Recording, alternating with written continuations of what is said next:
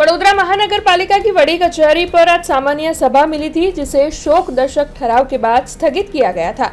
दरअसल आज ये जो सामान्य सभा मिली थी, उस दौरान छोटा उदेपुर जिला के वरिष्ठ आदिवासी नेता और पूर्व वन मंत्री मोहन सिंह छोटूभाई राठवा के दुखद निधन के चलते उन्हें श्रद्धांजलि अर्पित की गई थी।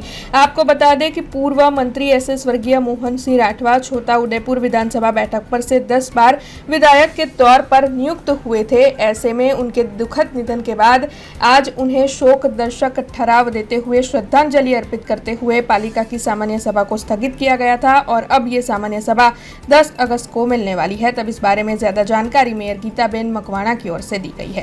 आज सामान्य सभा मुलतवी रखी है केम के पूर्व मंत्री श्री मोहन सिंह राठवा ना निर्धन निमित्ते आज सभा मुलतवी रखी है और आवती सभा तारीख 10/8/2026 दिवसे योजाશે। जुड़े रहने के लिए हमारे YouTube चैनल को सब्सक्राइब करें और नई वीडियो की नोटिफिकेशन के लिए बेल आइकॉन को दबाएं।